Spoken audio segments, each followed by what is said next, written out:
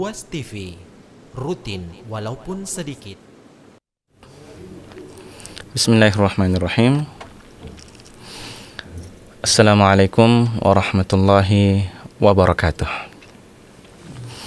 Innal hamdalillah nahmaduhu wa nasta'inuhu wa nastaghfiruh wa na'udzu billahi min syururi anfusina wa min sayyiati a'malina. Man yahdihillahu fala mudhillalah wa man yudlil fala hadiyalah. Asyhadu an la ilaha illallah wahdahu la syarikalah wa asyhadu anna Muhammadan 'abduhu wa rasuluh. Allahumma salli wa sallim wa barik wa zid ala nabiyyina Muhammadin wa ala alihi at-tahirin wa ala ashabihi al-mujahidin wa man tabi'ahum bi ihsanin ila yaumiddin. Amma ba'd, para pemirsa Ruas TV dimanapun Anda berada, semoga semuanya dalam keadaan sehat walafiat, dan yang sakit semoga segera disembuhkan oleh Allah Subhanahu wa ta'ala. Para pemirsa Ruas TV, alhamdulillah di pertemuan kita pada saat ini kita masih di segmen zikir dan doa dari kitab Hisnul Muslim karya Syekh Dr. Sa'id bin Ali bin Wahab Al-Qahtani rahimahullahu ta'ala. Dan alhamdulillah kita sudah sampai pada bab yang ke-74. Doa orang yang berpuasa ketika dia diundang ke acara walimah. Ya, ketika dia diundang ke acara walimah. Namun sebelum kita masuk pada bab yang baru ini dan juga bab berikutnya, insyaallah kita akan mengkaji dua doa pada pertemuan hari ini. Kita mencoba melihat dan memurajaah kembali beberapa doa yang kita kaji pada pertemuan sebelumnya. Untuk pembahasan sebelumnya kita membahas beberapa doa dari 3 hadis terkait dengan doa usai makan ketika bertamu. Jadi ketika kita diundang ke rumah seseorang lalu kemudian kita sudah makan, maka ada beberapa doa yang dituntunkan oleh Nabi Sallallahu Alaihi Wasallam. Di antaranya yang pertama, hadisnya ada dalam Sahih Muslim. Nabi Sallallahu Alaihi Wasallam mendoakan keluarga Abdullah bin Busr, ya, radhiyallahu anhuma, dan mengatakan ketika sudah selesai makan dan sudah naik di atas kendaraannya, Nabi Sallallahu Alaihi Wasallam diminta berdoa, ud'ullaha lana, wahai Rasulullah, doakanlah kepada Allah untuk kami. Maka Rasulullah berdoa untuk mereka, Allahumma barik lahum fima razaqtahum, ya Allah, berkahilah untuk mereka terhadap apa yang Engkau rezekikan kepada mereka, waghfir lahum warhamhum, dan ampunilah mereka serta kasihilah dan sayangilah mereka, rahmatilah mereka. Ini doa yang pertama, ya, ketika usai makan, dan ini dicontohkan oleh Nabi SAW ketika bertamu di rumah Busr, ya, ayah dari Abdullah bin Busr radhiyallahu anhum. Allahumma barik lahum fima razaqtahum waghfir lahum warhamhum. Ini yang pertama. Kemudian yang kedua yang kita kaji pada pertemuan sebelumnya, doa ini hadisnya panjang sebenarnya, tapi intinya di sini adalah doa yang dibaca oleh Nabi Sallallahu Alaihi Wasallam ketika beliau diberi minum oleh salah seorang sahabatnya, yakni Al-Miqdad. Beliau mengatakan, Allahumma at'im man at'amani wa asqi man asqani. Ya Allah, berikanlah makan orang yang berikan aku makan, dan berikanlah minum kepada orang yang berikan aku minum. Ini biasanya lebih populer dibaca ketika kita sudah selesai makan di rumah orang. Dan ini yang paling pendek dan insyaallah mudah untuk kita hafal. Allahumma at'im man at'amani wa asqi man asqani. Ya Allah, berikanlah aku makan berikanlah makan kepada orang yang berikan aku makan, dan berilah minum kepada orang yang berikan aku minum. Hadisnya ada di Sunan Abi Dawud. Kemudian yang ketiga, hadisnya berada dalam Sunan Abi Dawud juga dari sahabat Nabi Anas bin Malik radhiyallahu anhu. Nabi Sallallahu Alaihi Wasallam bertamu ke rumah Sa'ad bin Ubadah, padahal hanya makan dan disajikan roti serta minyak saja, ya. Lalu Nabi Sallallahu Alaihi Wasallam berdoa kepada mereka, aftara indakumus sha'imun wa akala ta'amakum ala barar wa sallat alaikumul malaikah. orang-orang berpuasa berbuka di rumah kalian dan makanan kalian dimakan oleh orang-orang yang baik. Wassallat alaikumul malaikah, dan kalian disolawati, didoakan oleh para malaikat. Nah, ini bagus juga untuk kita baca dalam doa kita ketika kita setelah dijamu oleh orang yang berikan kita makan di rumahnya. Jadi ada 3 ya, Allahumma barik lahum fima razaqtahum waghfir lahum warhamhum. Yang kedua, Allahumma at'im man at'amani wa asqi man asqani. Yang ketiga, aftara indakum as-saimun wa akala ta'amakum ala bararu wa sallat alaikumul malaikah. Tentunya dengan faidah dari 3 hadis ini yang kita sudah kaji pada pertemuan sebelumnya. Nah, para pemirsa yang ingin melihat faidah-faidah yang begitu banyak dari 3 hadis ini, silakan melihat kajian kita di segmen zikir dan doa di pertemuan sebelum ini. Dan kita masuk di pembahasan pada pertemuan kali ini. Doa orang berpuasa ketika diundang ke acara walimah. Nah, apa doanya? Atau sebelum itu, ternyata ada doanya ya ketika kita diundang ke acara walimah dan kita tidak bisa penuhi undangan itu, atau kita tidak makan di undangan itu, maka kita dianjurkan oleh Nabi SAW untuk berdoa kepada sahibul hajah, kepada pemilik acara, kepada orang yang mengundang kita. Nah, mungkin banyak dari kita dan banyak dari kaum muslimin belum mengetahui ya doa-doa ini yang diajarkan oleh Nabi SAW yang begitu banyak dalam kitab Hisnul Muslim ini. Dan ini sangat baik untuk kita tiru, untuk kita laksanakan, untuk kita baca sebagai bentuk berqudwah kita kepada Nabi kita SAW.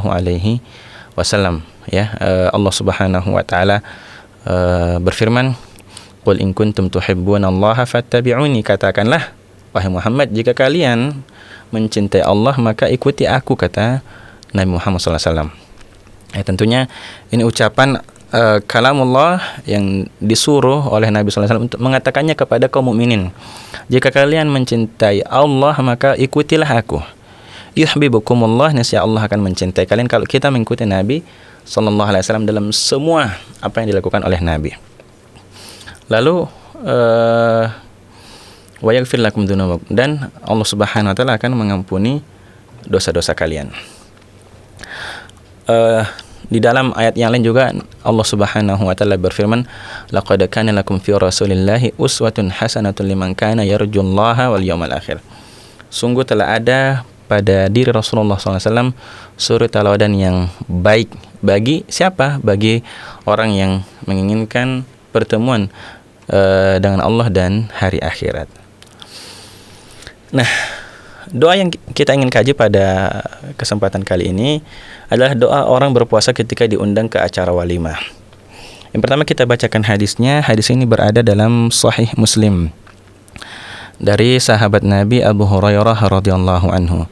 Sahih Muslim sebagaimana kita tahu sebagai kitab kedua dalam urutannya dalam kitab-kitab induk hadis milik kaum muslimin. Mulai dari kitab Bukhari, Sahih Bukhari, lalu kemudian Sahih Muslim, lalu Abu Dawud, Tirmizi, Nasai, dan Ibnu Majah. Nah, keenam kitab induk hadis ini tentu masih banyak juga kitab-kitab hadis yang lainnya. Kitab Muwatta Imam Malik, Sunan Ad-Darimi, Musnad Ahmad bin Hanbal, dan lain-lainnya. Nah, 6 ini dengan urutannya tadi merupakan kitab induk hadis yang dimiliki oleh kaum muslimin, yang ditulis oleh para ulama Ahlus Sunnah wal Jamaah. Yang paling sahih mulai dari Bukhari, lalu kemudian Muslim, lalu Abu Dawud, Tirmizi, Nasai, Ibnu Majah. Hadis ini ada dalam Sahih Muslim dari sahabat Nabi Abu Hurairah radhiyallahu anhu. Abu Hurairah sebagaimana kita sudah tahu dan sudah kenal, beliau merupakan sahabat Nabi SAW, Abdurrahman ibn Sakhar Ad-Dawsi Abu Hurairah radhiyallahu anhu. Beliau mengatakan, qala Rasulullah sallallahu alaihi wasallam, Rasulullah SAW bersabda, idza du'iya ahadukum, jika salah seorang dari kalian diundang, falyujib, maka penuhi undangan itu, hadir. Ya, fa in kana sha'iman, jika dia berpuasa, falyusalli, maka hendaknya dia berdoa. Maka hendaknya dia berdoa untuk sahibul hajah, kepada orang yang mengundangnya. Wa in kana muftiran, namun jika dia tidak berpuasa, falyat'am, maka hendaknya dia pergi dan masuk ke acara itu lalu kemudian makan. Nah, jadi sangat jelas ya jika kita diundang ke acara walimah atau ke acara apapun yang di sana ada makan, lalu itu diundang dari teman kita, saudara kita, keluarga kita, kerabat kita, rekan kerja dan lain sebagainya, relasi kita, maka penuhi undangan itu wajib. Fa in kana shaiman, kalau berpuasa maka hendaknya dia doakan orang yang mengundangnya. Nah, fal yusalli, maka hendaknya dia mendoakan. Doakan apa? Nanti kita bahas satu persatu. Wa in kana muftiran, namun jika dia tidak berpuasa, fal yat'am, maka hendaknya dia makan. Kata Nabi SAW, idza du'iya ahadukum, jika kalian diundang ke salah satu acara. Jadi maksudnya di sini walimatu urs, ya, undangan pernikahan, atau semisalnya undangan akikah, ya, undangan syukuran dan lain sebagainya, intinya diundang makan. Kata Imam Ibn Abdul Bar rahimahullah, beliau mengatakan lam yakhussa ta'aman min ta'amin. Nabi SAW tidak mengkhususkan salah satu jenis makanan dari salah satu jenis acara yang disebutkan, tidak ada. Jadi Nabi SAW hanya menyebutkan idza du'iya ahadukum, jika salah seorang dari kalian diundang. Maka kalau sudah undangan dan ini hak seorang muslim untuk memenuhi undangan tersebut, ya, dalam hadis Nabi SAW disebutkan hakul muslimi 'alal muslimi sittun, hak seorang muslim yang wajib ditunaikan, yang wajib dipenuhi oleh muslim yang lainnya, itu ada itu ada 6. Ya, salah satunya idza da'ahu falyujib, jika dia diundang maka hendaknya dia memenuhi undangan tersebut. Untuk melembutkan hatinya, kita datang ke sana itu alhamdulillah dia sangat senang, dia sangat bahagia jika banyak yang datang ke sana, ikut berbahagia bersama dengan dia, ya. Karena kalau kita tidak datang, ditanya, ya, kenapa tidak datang, kecuali ada uzur syar'i, maka silakan. Kata para ulama, kata Nabi SAW, fal yujib, maka hendaknya dia mengijabahnya, menjawabnya. Kata Imam Ibn al-Mulaqin rahimahullah, walam yurakhis al-ulama'u lis-saimi, dan para ulama tidak memberikan rukhsah, tidak memberikan keringanan bagi orang yang berpuasa fit takhalluf an ijabatil walimah, untuk tidak memenuhi undangan. Jadi jangankan orang yang tidak berpuasa, orang berpuasa pun ini tidak dikasih rukhsah oleh para ulama untuk harus memenuhi undangan tersebut meskipun puasa. Datang saja lalu kemudian doakan orangnya kalau tidak mau makan. Kalau mau makan maka langsung makan. Kata Imam Asy-Syafi'i rahimahullah, beliau mengatakan idza kana al-mujibu muftiran akalah, jika orang yang memenuhi undangan ini tidak berpuasa, makan, ya, wa in kana shaiman da'a, dan jika dia berpuasa, dia tetap juga datang dan dia berdoa, berdoa kepada sahibul hajah atau yang mengundang dia. Fa in kana shaiman, kalau dia puasa, yang dimaksud di sini puasa adalah puasa sunnah, ya, puasa sunnah. Adapun bagi orang yang berpuasa, maka yang paling afdal itu, kalau, ya, dilihat kondisinya. Kalau pemilik acara itu ingin sekali kita makan dan berat rasanya kalau kita tidak makan, maka dianjurkan untuk dia batalkan puasanya dan dia makan. Kalau tidak, maka tidak mengapa, cukup didoakan saja. Ini kalau puasa sunnah. Tapi kalau puasa wajib tidak boleh. Kalau puasa wajib, dia wajib berpuasa pada hari itu dan tidak bisa diganti di hari yang lainnya, karena tidak ada alasan safar, tidak ada alasan sakit, maka tidak boleh dia berbuka.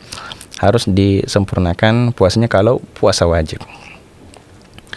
Qauluhu falyusalli, ya, kalau dia puasa dan dia tidak memilih untuk membatalkan puasanya dan harus datang ke acara walimah itu, maka hendaknya dia mendoakan.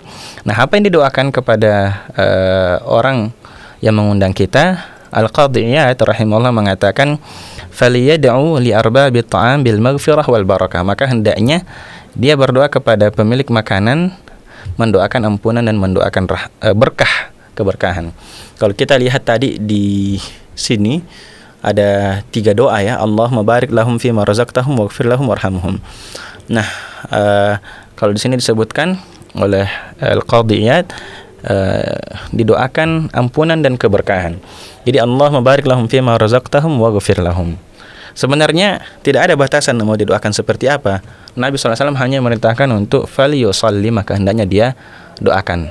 Tapi melihat konteks hadis berkaitan dan berdekatan dengan hal yang seperti ini, didoakan keberkahan dan ampunan. Kalau mau ditambah juga didoakan rahmat. Lalu kemudian ya, kita lihat beberapa faidah dari hadis ini. Yang pertama, wajibnya kita memenuhi undangan kecuali kalau kita punya uzur. Ini wajib dan ini hak seorang muslim untuk wajib untuk kita tunaikan. Nabi SAW mengatakan, "Idza du'iya ahadukum ilal walimati falyatiha." Jika salah seorang dari kalian diundang untuk menghadiri walimah, maka hendaknya dia mendatanginya. Di dalam hadis yang lain Nabi SAW mengatakan, "Wa ajibud da'i." Dan jawablah orang yang mengundang, penuhi undangannya.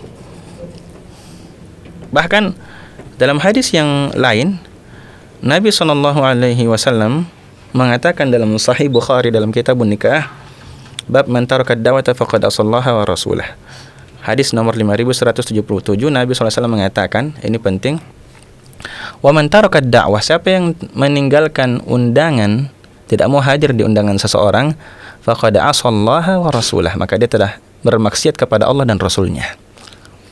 Ini penting ya, begitu besarnya kewajiban kita menghadiri undangan dari orang yang mengundang kita, kecuali karena sakit tidak bisa pergi atau kita sedang di luar daerah dan lain sebagainya, itu baru dinamakan udzur syar'i. Tapi kalau dia ada sekota, tidak ada udzur yang lainnya, dia tidak sibuk mengurus sesuatu apapun, bukan sesuatu yang mendesak, maka harus dan wajib. Kalau tidak, maka dia masuk dalam kategori sedang bermaksiat kepada Allah dan Rasulnya sallallahu alaihi wasallam. Sangat banyak hadis ya. Di sini ada disebutkan 1, 2, 3, 4 hadis ya. Juga hadis yang lain, hadis yang kita kaji ini, fal yujib, maka hendaknya dia penuhi. Juga hadis hakul muslimi 'alal muslimi sittun, hak seorang muslim atas muslim yang lainnya itu ada 6. Dan hadis yang terakhir tadi itu lebih tegas. Siapa yang tidak memenuhi undangan saudaranya, maka dia telah bermaksiat kepada Allah dan Rasulnya. Bahkan kita tadi sebutkan, orang yang berpuasa tidak diberikan rukhsah untuk tidak menghadiri undangan. Tetap harus menghadiri undangan. Pilihannya hanya 2. Kalau dia tidak mau makan, dia tidak mau batalkan puasanya, maka dia mendoakan orang yang memberinya makan. Kalau dia membatalkan puasanya dan dia mau makan, ya maka silakan makan. Tapi hadir tidak hadir, wajib hadir, itu bukan pilihan, harus hadir. Lalu kemudian yang kedua, faedah yang kedua, bagi orang yang diundang, kalau puasa sunnah, maka dianjurkan untuk dia membatalkan puasanya. Tapi ini tergantung ilhah, keinginan tuan rumah untuk kita makan dan menikmati makanannya. Kalau kita lihat wajahnya dan keinginannya untuk kita makan di situ, maka untuk menyenangkan hatinya kita makan. Dan itu luar biasa ya. Dia sangat gembira kalau dia tahu kita berpuasa, baru kita batalkan puasa kita hanya untuk membuat dia senang, kesenangannya akan lebih lagi. Dan idkhalus surur fi qulubil mu'minin, ini diantara amalan soleh, memasukkan kebahagiaan di hati orang-orang beriman, di hati orang-orang muslim. Ini adalah amalan soleh, dan Allah itu syakur, ya maha berterima kasih kepada hambanya. Nah, pemirsa sekalian, kemudian kalau puasa sunnah, ya, kalau puasa sunnah, apakah dia harus menggantinya? Dianjurkan oleh Nabi SAW untuk menggantinya. Ya, meskipun ini bukan wajib. Ya, Nabi SAW mengatakan, as-saim al-mutatawwi', orang yang berpuasa sunnah, amiru nafsihi. Dia bisa mengatur dirinya. In sya'a shama, kalau dia mau dia berpuasa, wa in sya'a aftar. Kalau dia mau dia juga berbuka. Dan dia tidak wajib untuk mengganti puasa itu, tapi dianjurkan. Nabi SAW mengatakan kepada salah seorang sahabatnya, aftir, berbukalah, batalkan puasamu, wasum yauman makanahu in syi'ta, dan berpuasalah satu hari yang lain untuk menggantinya jika kamu mau. Ya kalau mau, ya. Ini diperintah oleh Nabi SAW kalau mau, ya. Lalu kemudian yang ketiga, ya, siapa yang tidak membatalkan puasanya ketika diundang, maka berdoa keberkahan li sahibit tam. Allahumma barik lahum fima razaqtahum. Ya, doa keberkahan apapun, ya. Lafaznya secara khusus tidak ada, tapi didoakan. Kata Nabi SAW, fal yusolli, maka hendaknya dia doakan. Tapi untuk keberkahan ada hadis Nabi SAW yang menyebutkan, wa in kana sha'iman, kalau dia berpuasa, falyad'u bil barakah, maka hendaknya dia doakan dengan keberkahan. Ya, jadi bisa kita mengatakan barakallahu fi malika, barakallahu fi ahlika, barakallahu laka, dan seterusnya. Allahumma barik lahum fima razaqtahum. Intinya doa keberkahan. Kalau mau ditambah doa, ya, ampunan dan doa rahmat, ini bisa juga. Lalu kemudian yang keempat, dari hadis ini kita bisa mengambil satu poin bahwa bolehnya kita menampakkan ibadah-ibadah sunnah kalau itu dibutuhkan, ya, ada hajat tertentu yang mengharuskan kita untuk mengatakannya. Ya, semisal ini kita menghadiri acara tertentu dan kita kok dilihat tidak makan, dan kita memilih untuk tidak membatalkan puasa kita, maka kita mengatakan inni shaim, saya sedang berpuasa, dan itu akan dimaklumi oleh orang yang mengundang kita. Karena jangan sampai justru mudaratnya lebih besar kalau kita tidak makan. Ya, jangan sampai orang tuan rumah akan mengira mungkin makanan saya basi, mungkin makanan saya tidak enak sehingga tidak dimakan. Nah, mending kita beritahukan bahwa saya sebenarnya ini sedang puasa. Oh, begitu. Lalu kemudian, meskipun pada asalnya al-asl ibadah-ibadah itu kita tutup, ya, untuk lebih menjaga niat kita yang ikhlas kepada Allah Subhanahu wa ta'ala. Dan ya, para ulama dahulu begitu bersemangat menyembunyikan ibadah-ibadah mereka sampai keluarganya di rumah pun jangan sampai tahu kalau dia sedang beribadah. Sekarang ini di zaman modern ini, kalau dulu orang salaf, ya, mau menyembunyikan ibadahnya sampai orang rumahnya tidak tahu, ini sekarang kita ingin ditahu satu dunia dengan selfie, mengupload aktivitas yang bernilai ibadah di medsos kita. Nah, al-asal ibadah-ibadah ini disembunyikan kecuali ada hajat untuk menampakkannya dengan tetap menjaga niat kita yang kita ikhlaskan hanya untuk Allah Subhanahu wa ta'ala. Kemudian yang berikutnya, undangan menghadiri acara, kalau di sana ada maksiat kepada Allah maka tidak wajib dihadiri. Karena perginya kita ke sana itu bentuk ikrar kita, bentuk pengakuan kita, dukungan kita terhadap maksiat tersebut. Kecuali dia pergi untuk dengan tujuan mengingkarinya dan menasihatinya. Karena Nabi SAW bersabda dalam hadis yang diriwayatkan oleh Imam Ahmad, Ad-Darimi dan Imam An-Nasai dan disahihkan oleh Imam Al-Albani, beliau mengatakan, Nabi SAW bersabda, "Man kana yu'minu billahi wal yawmil akhir," siapa yang beriman kepada Allah dan hari akhir, "fala yaq'udanna," maka jangan sekali-sekali dia duduk ala ma'idatin, di sebuah hidangan, yudaru 'alaiha bil khamr, yang dihidangkan pada hidangan itu khamr, ya, minuman keras. Tidak boleh kita duduk di acara seperti itu, di tempat seperti itu, kata Nabi SAW, bagi yang beriman kepada Allah dan hari akhir. Dan ini masuk juga maksiat-maksiat yang lainnya, seperti adanya musik, ya, bercampur baur, dan lain sebagainya yang banyak kemungkaran di di dalamnya.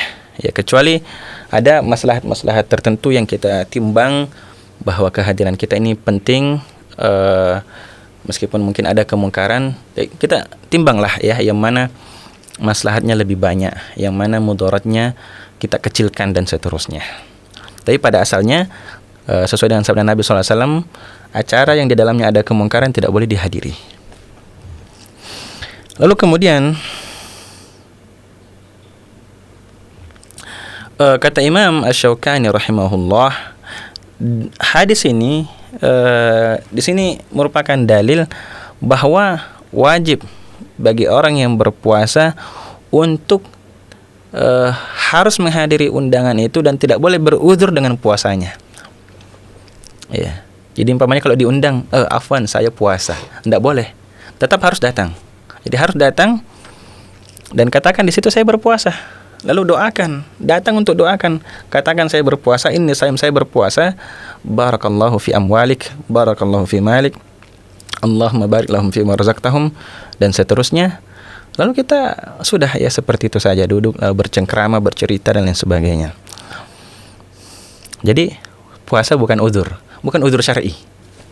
Tidak termasuk uzur syar'i untuk kita hadir di tempat acara tersebut.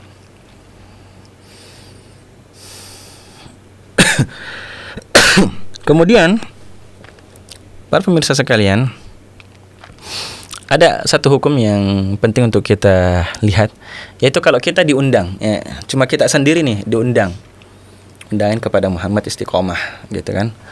Lalu kemudian kita ajak teman kita yang lain untuk ikut, atau ada yang sedang ikut dengan kita, dia ini tidak diundang untuk ikut makan.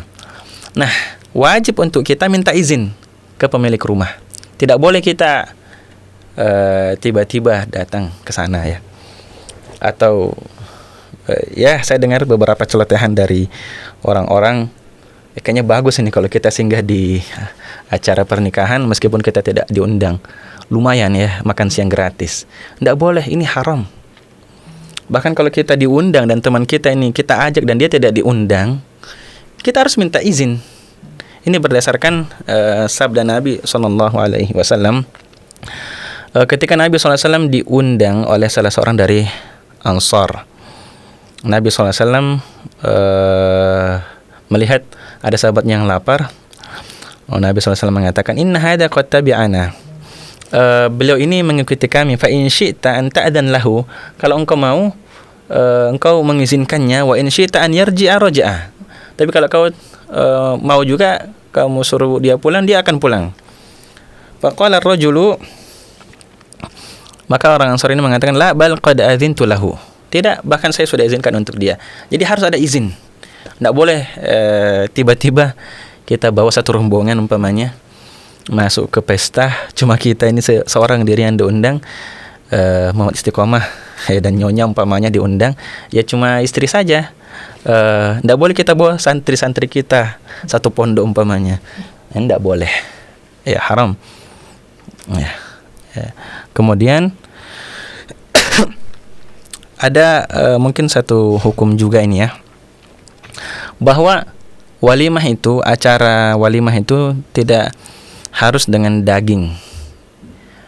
Nabi SAW dalam sebuah hadis mengatakan, awalim walau bisyatin, dirikanlah atau lakukanlah, adakanlah walimah meskipun dengan satu kambing. Itu dalam hadis Nabi SAW yang lain. Tapi ternyata Nabi SAW menikah dengan Safiyah di Khaybar, tempatnya orang Yahudi setelah ditaklukkan, menikah dengan Safiyah bintu Huyai bin Akhtab radhiyallahu anha, itu tidak dengan daging kambing.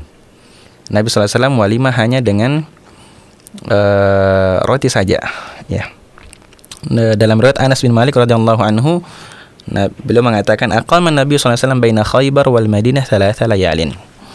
Nabi SAW memilih ya 3 hari, yubni alaihi bi Safiyah, ya bisa dikatakan sebagai acara walimah dan bulan madunya terhadap Safiyah.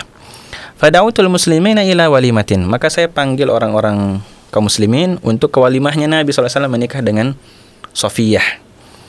Wa ma kana fiha min khubzin wala lahmin, ya bahkan di sini Bahkan tidak ada roti. Ya, ini saya salah baca tadi, tidak ada roti dan tidak ada daging. Jadi hanya apa? Ya mungkin hanya kurma dan lain sebagainya. Jadi tidak harus mewah, ya. Menikah di sini konteksnya Nabi SAW menikah yang keberapa di sini. Nah, ini boleh saja dan itu tidak harus mewah. Dan ini ya bukan saya mengkompori, tapi kalau berbicara hukum, ini Nabi SAW tidak minta izin ke istri-istri beliau yang lain. Ini hukumnya boleh, ya boleh menikah lagi tanpa izin dengan istri sebelumnya. Karena ketika Nabi SAW datang ke Madinah dengan Safiyah radhiyallahu anha ummul mukminin, Aisyah radhiyallahu anha mengatakan kepada Nabi SAW, "Ya Rasulullah, siapa putri orang Yahudi ini?" Ya, karena memang Safiyah anak dari Huyai bin Akhtab, salah satu pemimpin di Khaybar. Lalu Nabi SAW mengatakan kepada Aisyah radhiyallahu anha, "Pelan-pelan Aisyah. Ya, beliau ini sudah masuk Islam dan bagus keislamannya insya Allah." Ya. Kemudian terakhir, faedah yang terakhir dari hadis ini, di undangan kita tidak boleh mengkhususkan undangan kita hanya untuk orang-orang kaya saja dan orang-orang berada saja. Semua orang diundang, yang fakir, yang miskin, yang kaya. Bahkan kata Nabi SAW, "Syarrut ta'am ta'amul walimah." Seburuk-buruk makanan adalah makanan walimah. Yud'a ilaihal agniya wa yamna'ahal masakin. Ya. Karena pada walimah itu diundang orang-orang kaya dan dihalangi orang-orang miskin itu untuk datang. Ya. Emangnya makanan-makanan enak di walimah itu hanya diperuntukkan untuk orang-orang kaya. Ketika kita bergembira, maka mari tularkan kegembiraan itu kepada semua kaum muslimin yang kita kenal, ya. Alhamdulillah, ini beberapa faedah dari hadis yang pertama dari doa kita. Ya. Jadi intinya di sini ya, fal yusolli, maka hendaknya dia berdoa. Doanya apa? Doa bil barokah. Nabi SAW memerintahkan kita untuk mendoakan keberkahan.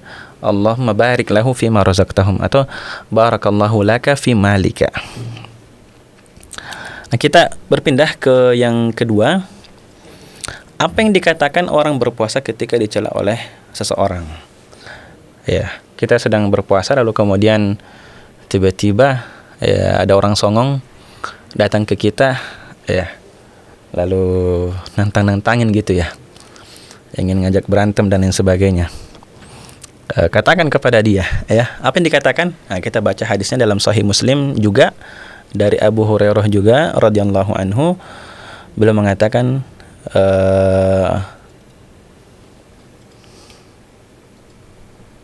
bahwasanya Rasulullah sallallahu alaihi wasallam mengatakan, ya.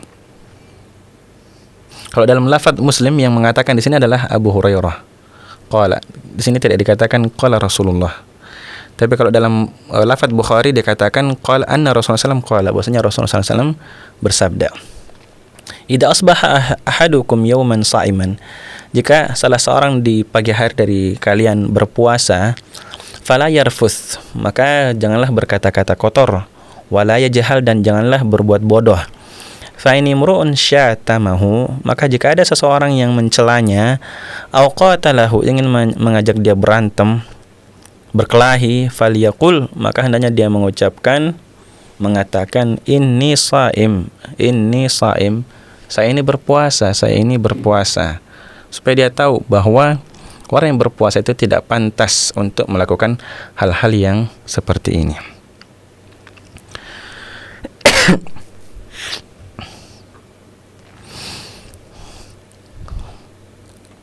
Nah, dalam hadis ini dikatakan fala yarfus, maka janganlah dia rafath.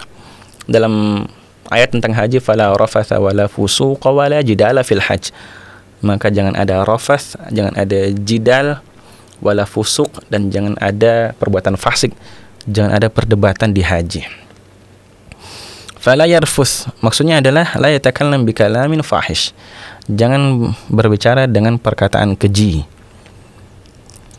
ya, perkataan rendah, perkataan menghina dan lain sebagainya. Wala yajhal, dan jangan bertingkah bodoh, ya bertingkah orang jahil, selayaknya orang jahil, seperti berteriak, melakukan perbuatan seperti orang-orang bodoh, ya, orang tidak punya kerjaan dan lain sebagainya. Ini tidak boleh, dan ini dekat dari perbuatan mencela, melaknat, dan hal-hal yang buruk yang lainnya. Fa ini mur'un syatamahu, jika seseorang mencelanya dengan lisannya, au qatalahu, atau naza'ahu au dafa'ahu, dia sudah dorong dan dia sudah mengajaknya berkelahi, dan dia mencacinya, melaknatnya, sudah mengeluarkan kata-kata sumpah serapah dan lain sebagainya, maka hendaknya dia mengatakan, ini saya ini lagi puasa, ya. Dan jangan juga mengatakan lain kali saja pas saya sudah buka, tidak. Ini diharamkan semuanya, baik itu di puasa maupun tidak berpuasa. Jangan lakukan itu. Tapi bagi orang yang berpuasa lebih ditekankan lagi untuk tidak melakukan hal yang seperti ini, karena kita ini sedang dilatih oleh Allah Subhanahu wa taala untuk bisa menahan dengan puasa itu makanan kita, minuman kita, syahwat kita, dan juga tingkah laku kita yang jahil, mulai dari perkataan, perbuatan, dan hal-hal yang berasal dari diri kita.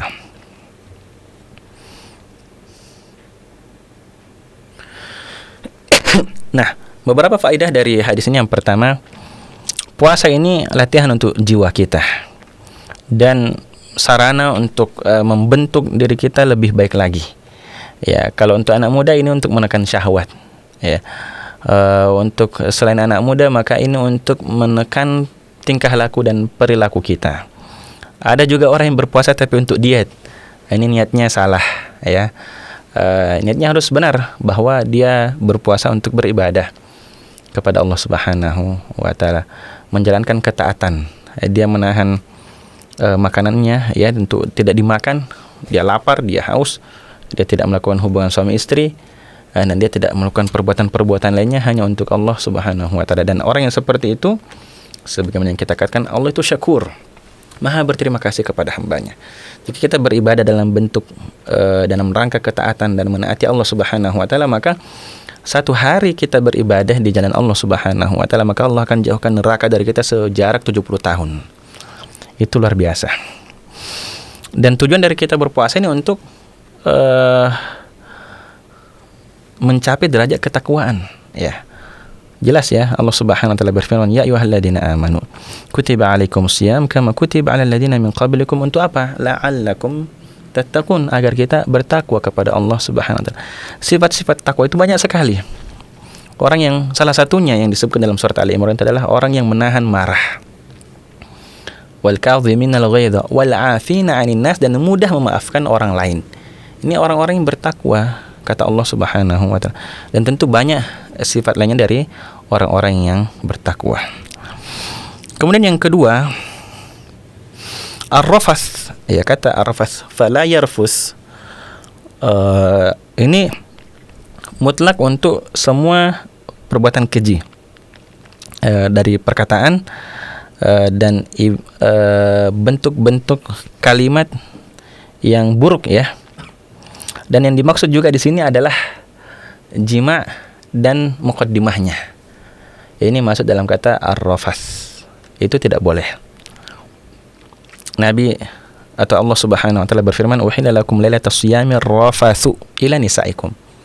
Di malam hari puasa itu dihalalkan bagi kalian untuk ar-rafath. Ar-rafath itu adalah al-jima', hubungan suami istri, dan muqaddimahnya, ya, pendahuluan jima'. Itu kata Allah SWT, halal untuk kalian di malam hari kepada wanita-wanita kalian. Maka ar-rafath ini masuk semua, ya. Jadi muqaddimahnya juga tidak boleh. Orang mengatakan puasa, yang penting tidak jima', tidak boleh. Fala yarfus, maka jangan rafath, ya, dalam haji, dalam umrah. Di satu kamar, ya, dia pilih kamar berdua, suami istri pergi umrah. Lalu kemudian dia dari Madinah sudah dalam keadaan pakaian kain ihram, sampai di Mekah istirahat dulu sebelum umrah. 2 jam umpamanya gitu. Lalu kemudian bangkit syahwatnya, ini tidak boleh melakukan muqaddimah. Ini nggak apa-apa, saya nggak sampai melakukan itu. Nggak boleh. Ya, fala yarfuth ini maksudnya juga muqaddimahnya tidak boleh. Tidak boleh menyentuh, tidak boleh melakukan dan memulai itu. Lalu kemudian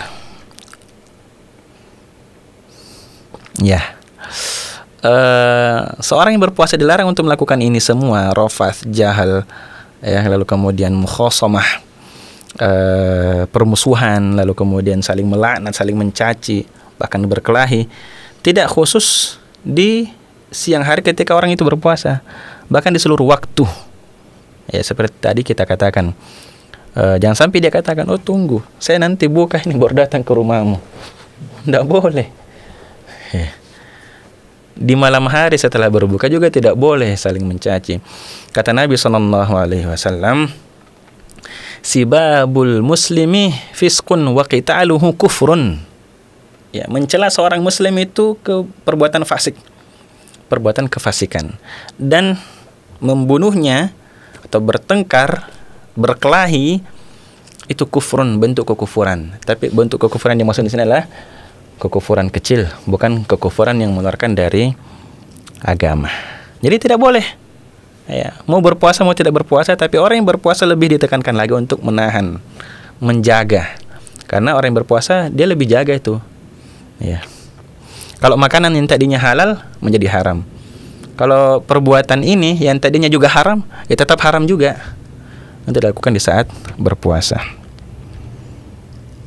Nah, kemudian orang yang berpuasa ketika dalam kondisi seperti itu harus diperdengarkan bahwa saya sedang berpuasa. Jangan cuma dalam hati saja saya ini berpuasa, lalu kemudian dia dicaci, dihina, terus dia diam-diam. Katakan, ya, saya ini sedang berpuasa. Ya, bukan berarti saya tidak mampu balas sekarang, nanti saya balas, tidak juga. Ya.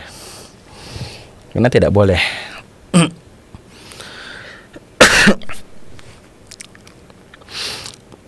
Nah, pemirsa sekalian, yang terakhir kita baca ini perkataan Ibnu Qayyim rahimahullah. Beliau mengatakan puasa itu adalah puasa menahan jawarih, ya, jasad kita dari dosa, dan menahan perut kita dari makan dan minum. Maka sebagaimana makan dan minum itu akan merusak puasa kita, maka begitu juga dosa-dosa itu akan memutus pahala puasa kita, merusak buah dari puasa kita. Maka seakan-akan dia seperti orang yang tidak berpuasa. Makanya benar sekali ketika Nabi SAW mengatakan, rubba sha'imin laisa lahu min siyamihi illa al-ju'. Betapa banyak orang yang berpuasa, tidak ada yang dia dapatkan dari puasanya kecuali lapar saja. Dia sudah bisa tahan lapar dan hausnya, tapi dia belum bisa tahan gosipnya. Dia belum bisa tahan gibahnya. Dia belum bisa tahan celaannya dan caciannya kepada sesama muslim. Dia belum bisa menahan perbuatan-perbuatan bodoh lainnya, kebohongannya dan lain sebagainya. Itu menghapus semua pahala puasanya. Yang mestinya tadi, ya, di antara satu janji dan fadilah orang yang berpuasa dijauhkan sejarak 70 tahun dari neraka sebanyak 70 tahun, itu tidak dia dapatkan lagi. Maka dia hanya lapar saja. Warubba qa'imin, dan betapa banyak orang yang qiyam, ya, salat, laisa lahu min qiyamihi illa sahar. Tidak ada pahala dari salat malamnya itu kecuali ngantuk karena begadang saja. Karena kenapa? Ya, mungkin ada riyaknya, lalu kemudian dia hapus pahala salat malamnya itu dengan perbuatan-perbuatan bodoh dan perbuatan maksiat lainnya. Nah, ini mungkin beberapa faedah dari hadis yang kedua. Intinya, ya, ketika kita dicela, dicaci, diajak berantem misalnya, maka katakan bahwa saya ini sedang berpuasa, dan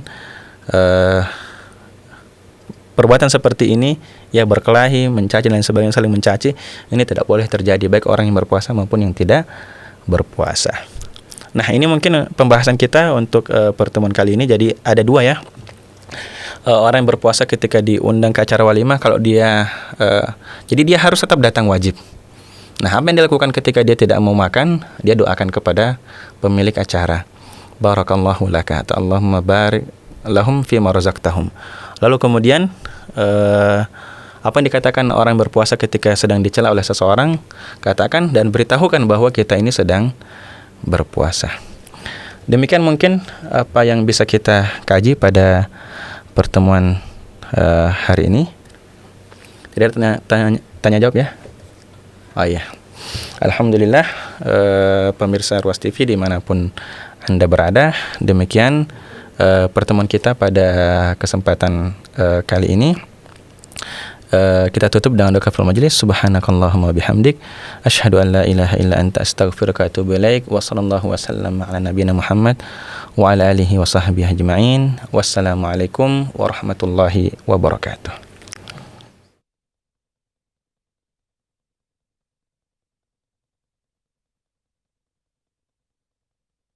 Bismillahirrahmanirrahim. إذا الشمس كورت وإذا النجوم انكدرت وإذا الجبال سيرت وإذا العشار عطلت وإذا الوحوش حشرت وإذا البحار سجرت وإذا النفوس زوجت وإذا الموءودة سئلت بأي ذنب قتلت وإذا الصحف نشرت وإذا السماء كشطت وإذا الجحيم سعرت وإذا الجنة أزلفت علمت نفس ما أحضرت فلا أقسم بالخنس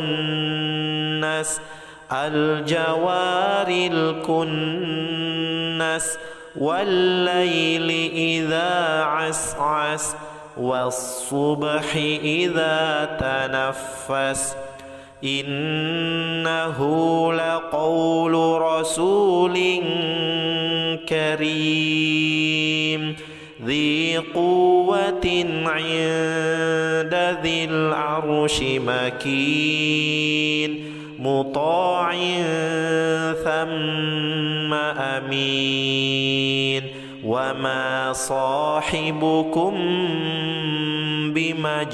بمجنون ولقد رآه بالأفق المبين